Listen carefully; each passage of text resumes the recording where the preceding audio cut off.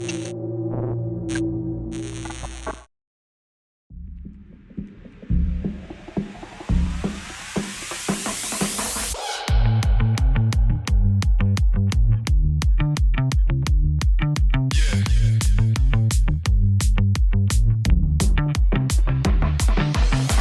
been invited to follow up with some of the most renowned entrepreneurs and spiritual leaders. There is nothing more rewarding when it comes to success and self-development. But far too often, people fall short of greatness. Drug and alcohol abuse. Falling victim to bad habits. They get rejected all the time, a lot of failure, and then some success, more failure. This is not only about discovering the beliefs we have in ourselves, but unlocking the potential that we all carry within us. This is The Awakening.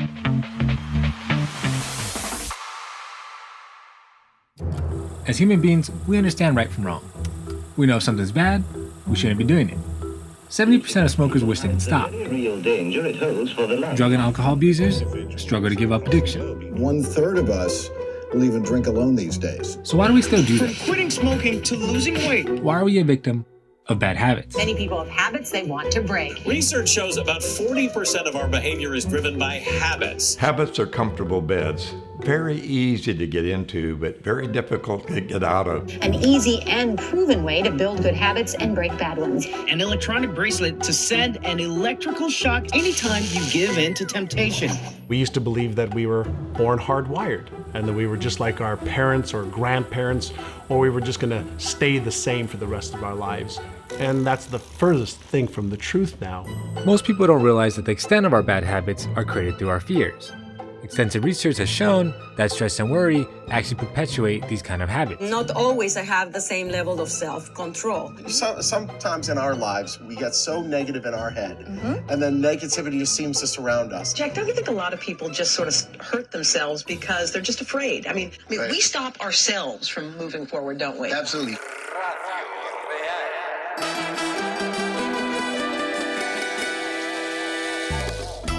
Today we will be meeting with international business coach and entrepreneur John Sachtouras. I think I deserve a free dinner tonight. With world-renowned guest speakers Dennis Waitley, Very good. That's a good one. and John Nazareth, Oh, that's a long discussion. to see if they could help elaborate on the subject of fear and how it negatively affects our habits.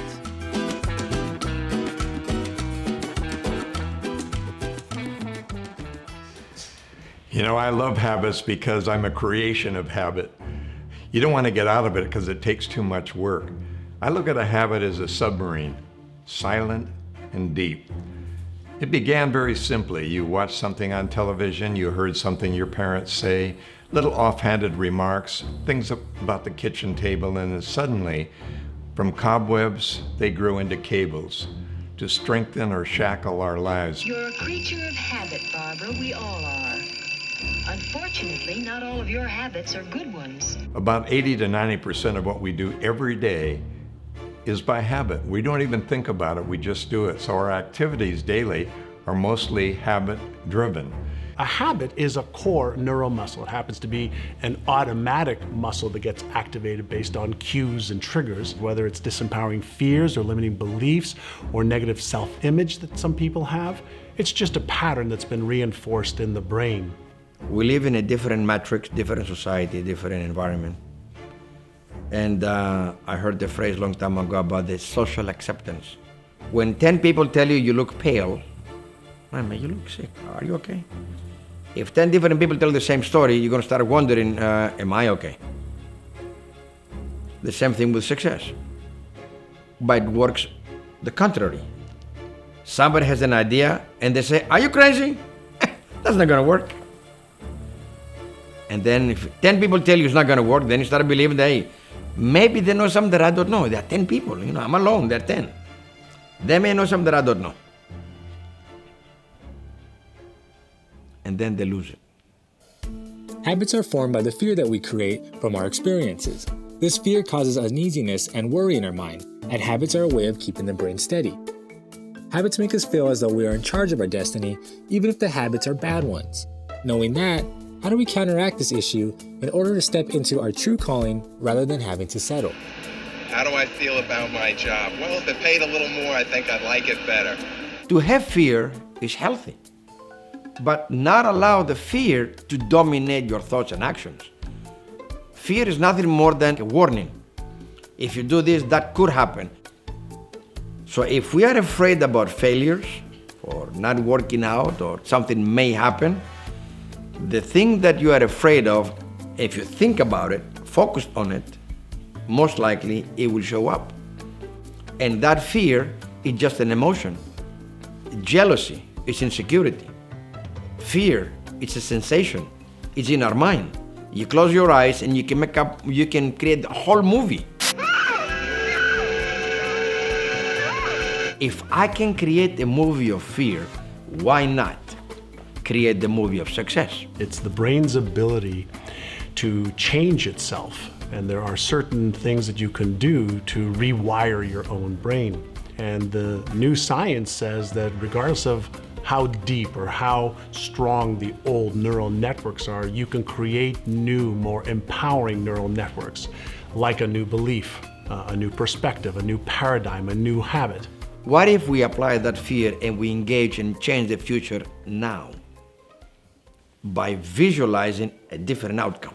Visualization is something that athletes, astronauts, Navy SEALs, firefighters have used for years as a way to train their brain.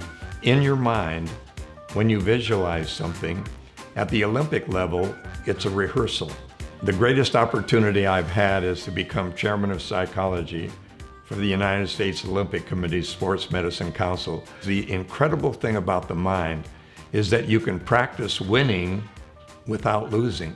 As a way to train core neuromuscles like self-image, self-esteem, self-worth, beliefs, habits, perspectives, paradigms. Visual motor behavioral rehearsal is what I saw the Olympians do. They had muscle memory, organ memory, reflex. They weren't spontaneous. They're remembering automatically what they learned in their mind. And through spaced repetition, through practice, we're using the science of neuroplasticity to develop core neuromuscles that empower you versus neuromuscles that disempower you. So if you connect your imagination, your desires, your excitement, your ultimate goal, if you know exactly what it is, fear, loss, failure will be reduced, even vanished in time. Amazing. Visualization has been used for centuries. Muhammad Ali once said, "If my mind can conceive it and my heart can believe it, then I can achieve it." This shows his belief in the power of visualization. The reason that so many people never reach their potential is not a lack of intelligence or resources, but a lack of imagination. Stafford says believing and visualizing yourself winning is the key. It's a proven way to combat our fears, which ultimately affect our habits and dictate our success. Only once we recognize this can we begin to move from a vicious cycle of mental images that feed our fear to picturing a world that gives us power. So what's the process of doing this? So I've teach many times about the power of visualization. How do you do that? Pictures.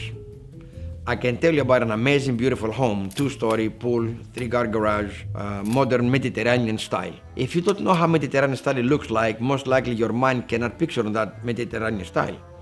So therefore, your mind, no matter how much you focus on, you would never see it. You have to allow it to work on you when you start believing yourself.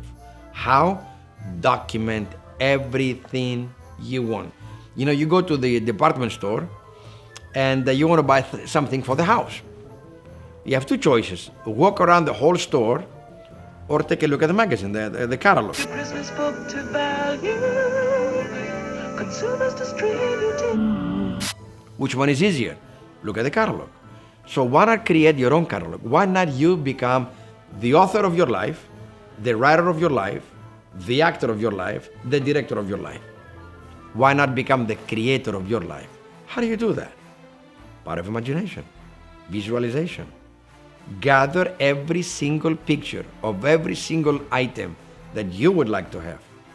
Either clothing, jewelry, house, car, tablecloth, bed, whatever it is that you want.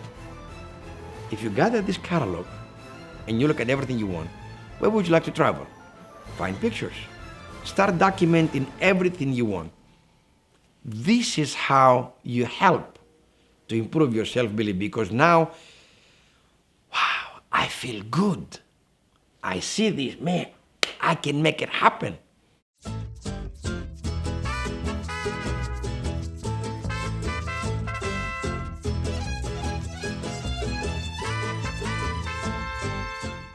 So we learned that the root cause of all our habits stems from our underlying fears and anxiety.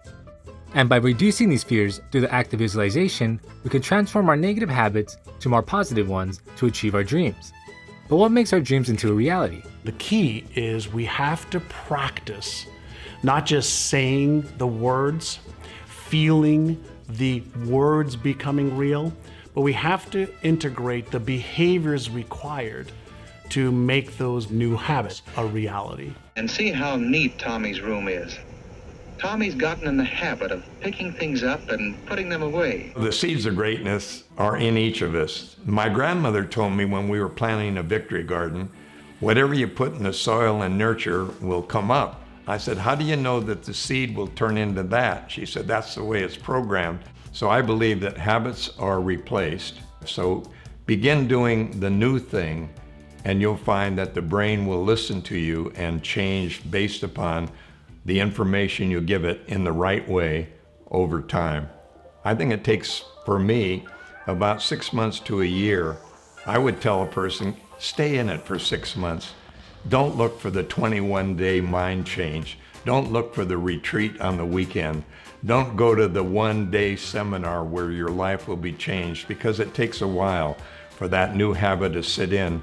You know, we were talking earlier about how important it is to know that your brain listens to you over and over again and begins to make the changes that you speak to it about. We have the ability to create a new life by changing the way our brain is. Well, that's a rather simplified suggestion of a complex mental process, but you get the idea. Cause, effect. And as soon as you do that, then you're proving to yourself that there is even the slightest bit of belief, and that's all your brain needs to do to formulate a stronger, more empowering belief system. And it starts off small, and once you get into action, that is the magic sauce. To be really good at anything, you've got to practice, but the right way. And knowing the right way means more than learning the rules. The experts are those who began by learning the rules and followed through with never-ending practice. You can do the same thing once you learn how the experts put rules into practice. When you take action in anything, either as a business, you buy a home, or you go into a relationship, boyfriend, girlfriend, or even marriage. Now you have kids, you have a new job.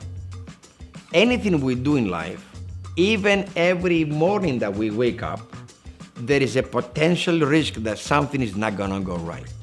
It could be a car accident, but we're still driving.